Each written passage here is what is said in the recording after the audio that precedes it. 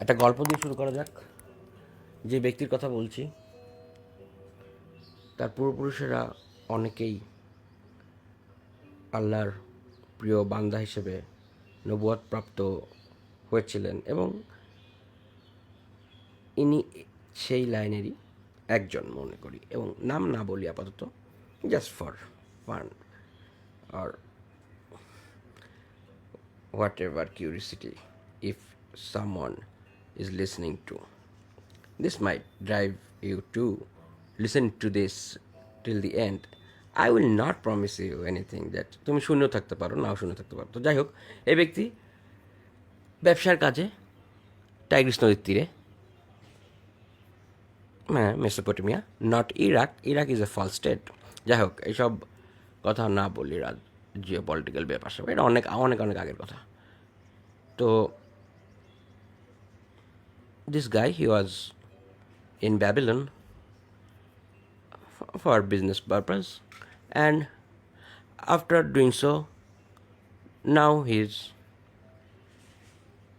determined his destination to cross Red Sea and reach Egypt. হ্যাঁ, তিনি ঠিক করলেন যে পশ্চিমের দিকে তিনি রওনা করবেন এবার, ব্যবসায়িক কাজ এখানে যেমন হয়েছে, তাহলে এবার একটু মিশরে যাওয়া যাক, এবং তা করতে হলে তাকে লোহিত সাগর পার করতে হবে নাকি? হ্যাঁ, অবশ্যই অ্যারাবিয়ার ভিতর দিয়ে। ইতিমধ্যে তিনি অ্যারাবিয়ান গালফ পার করেননি তিনি, আর যেহেতু মেসোপটেমিয়া আরও উত্তরের দিকে, তিনি যদি ঠিকমতো আমরা ম্যাপটা দেখি, I might be wrong, I am not seeing the map now, I should have, but out of my memory. তো হ্যাঁ, তার প্রতিমধ্যে জর্ডান রিভার পড়েছে, সিরিয়া পড়েছে, then down towards 7 o'clock he went to embark on a ship to cross the Red Sea, লোহিত সাগর পার করার জন্য তিনি এখন একটা জাহাজ ধরবেন, জাহাজের টিকিট কাটতে হবে। তখন হয়তো টিকিট ছিল বা না ছিল, সেই সব কথা মুখ্য নয়। যেটা মুখ্য কথা সেটা হলো তার যে এই 3-4 দিনের যেই আরও বেশি হতে পারে জার্নি, এই জার্নির প্রায় সময় র্যান্ডমলি তিনি কানের কাছে দৈববাণী শুনতে পেয়েছেন। যতই না তিনি দূরে যাচ্ছেন ব্যাবিলন থেকে, যতই না তিনি পশ্চিমে যাচ্ছেন, ততই তাকে বলা হচ্ছে ফেরত যাও, তুমি ফেরত যাও, আমি তোমার স্রষ্টা। একবার তিনি বলছেন আমি তোমার স্রষ্টা, একবার তিনি বলছেন এক খোদা আমাকে পাঠিয়েছে, হে বান্দা তুই ফেরত যা ব্যাবিলনে, তুই মিশরে যাস না, তোর উপর আল্লাহর হুকুম আছে যে ব্যাবিলনে ফেরত যা। ও বলছে কী রে, আমি পাগল হইলাম নাকি, কি মহা মুসিবত, এরকম কানে কে বলছে? ও আশেপাশে তাকায়, no one is there, nothing is there, what the ফাক।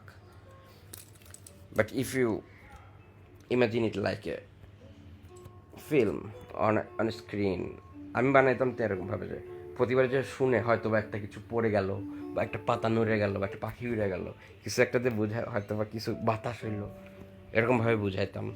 যাই হোক, this guy he found nothing, আশেপাশে কিছুই দেখতেছে না। দেন সে একটু, যেহেতু বেশ সাকসেসফুল বিজনেসম্যান তিনি, বা আমরা ধরেই নিই বেশ একদম tenacious to do the right thing, and the right thing for him was to do his deed and earn some food for his family. He was doing the right thing ওর জন্য। কিন্তু এখানে আরও বড় একটা বিষয় সে অগ্রাহ্য করলো, যদিও বা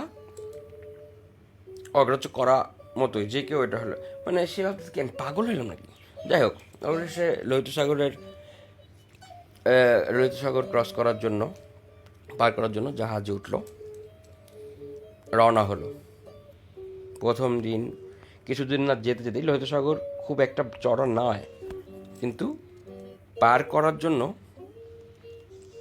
যে পথ দিয়ে যেতে হয়, প্রথম দিন রাতে বিশাল ঝড় হলো এবং বেশ কিছু নাবিক একদম সমুদ্রে ভেসে গেল, জাহাজের অনেক হাল ভেঙে গেল, পাল ভেঙে গেল, ছেঁড়াবেড়া অবস্থা।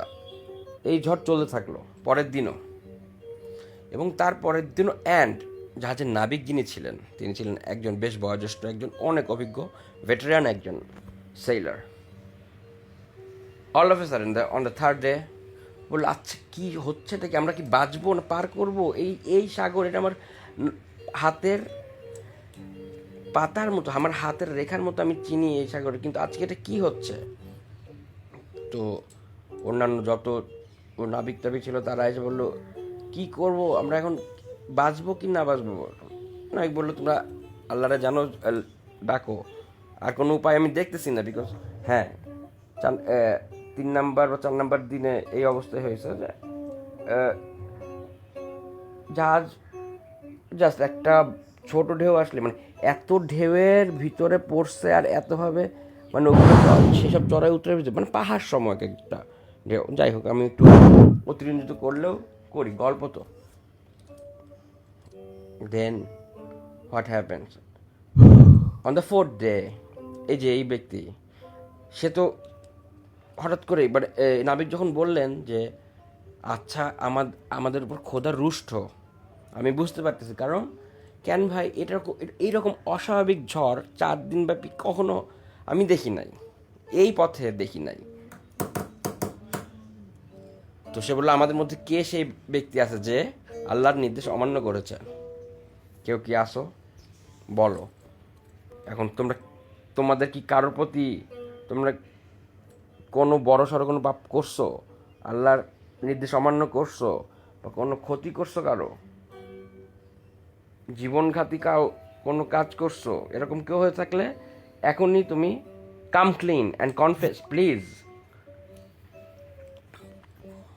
তো হ্যাঁ, এই ব্যক্তি তখন, সেও আকড়ায় এক কোনায় ধরেই ছিল। অ্যান্ড সে একসময় বলল, নিজের গিল ট্রিপ থেকেই নিজের বুকের মধ্যে অনেকক্ষণ করেই করতেছে, যে তার তো মনে হচ্ছিলই যে 2 নম্বর দিনই সে বলছে, আচ্ছা এ কি, মানে এটা আমার জন্য নয় তো। তো সে একদম বলেই ফেললো যে হ্যাঁ চাচা, চাচা হোক আর না বিকেল কি, হ্যাঁ captain, yes captain, I was asked and then I was ordered to go back to Babylon. Instead, I followed only my selfish desire to go west and reach your ship to be in Egypt. But I was told, asked, and ordered to go back. But I never could care less, because only wind was talking to me sometimes, or I thought I was being a mental case here. আমি বলতে চাচ্ছি চাচা যে আমি মনে হয় পাগল নিজেরে ভাবছিলাম, কারণ হ্যাঁ, আমাদের অনেকবারই অনেকভাবে কেউ একজন কোনো একটা অদৃশ্য শক্তি আমাকে ফেরত যেতে বলছিল বাবেলে। কেন আমি জানি না, অ্যান্ড কে বা কেন কি বৃত্তান্ত এসব কিছুই বলে না, শুধুমাত্র বারবারই বলে গেছে একটা কণ্ঠ বা একটা আমি বলে বোঝাতে পারবো না, এটা বলে বোঝানোর মতো না, একটা ভিতর থেকে আসা কোনো একটা অনুভূতি বা কোনো একটা urge to go back. But instead আমি সামনেই আগায় গেছি। অ্যান্ড হ্যাঁ, আমি যদি বলেই থাকেন যে নির্দেশ অমান্যর কথা, আমি জানি না আপনার খোদা কথা, কিন্তু হ্যাঁ হয়তো বা এর জন্যই কি চাচা নাবিক বুড়ো বয়োজ্যেষ্ঠ হলেও তিনি 4-5 জনে ডাকলেন, ধরলেন ব্যক্তিকে, তুই শালা পাপিষ্ট, ওরে চ্যাংদোলা করে এই পাহাড় ঢেউয়ের ঝড়ের সমুদ্রে দিলেন ফেলে। অ্যান্ড তারপরে আসলো বিশাল এক kraken letter on and took this guy to the deepest depths of hell, and the verses came down upon him. যখন সে দিনের পর দিন অন্ধকারের অতল গহ্বরে একটু সাহায্য চেয়েছিলেন, এবং তিনি তখন কনফেস করছিলেন, যদি এক তিনি থাকেন, হে খোদা ইয়া আল্লাহ, আল্লাহুম্মা লা ইলাহা ইল্লা আনতা ইন্নী কুনতু মিনাজ জালিমিন। হ্যাঁ, আপনি মহান, পবিত্র, এবং আপনি আমার মতো জালিমকে আপনি ক্ষমা করুন এবং আমাকে এই নরক থেকে উদ্ধার করুন। নিশ্চয় আপনারা ধরতে পেরেছেন তিনি কে? হ্যাঁ, তিনি আমাদের প্রিয় নবী নবু ইউনুস আলাইহি ওয়াসাল্লাম। এবং অ্যাকচুয়ালি ঘটনা না, professor Mohammad Yunus is the interim government head of the nation right now, the Nobel laureate.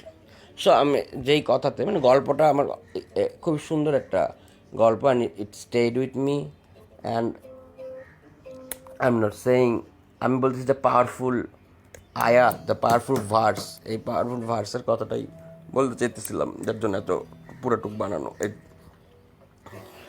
ঠিক আছে, এটা যদি আপনি এটা কোরআনের 21 নম্বর সূরা, সূরাতুল আম্বিয়া এর 87 নম্বর আয়াতে উল্লেখিত আছে। প্লিজ দেখে নেবেন, আমার কথা কেন বিশ্বাস করবেন। রাইট, এই হলো বৃত্তান্ত অভিজ্ঞান। আজ শুক্রবার 3রা শ্রাবণ 1432 বঙ্গাব্দ, 22শে মহরম। আমরা এখনও মহরমে আছি, মহরম নিয়ে আলাপ হওয়ার কথা ছিল। 1447 হিজরি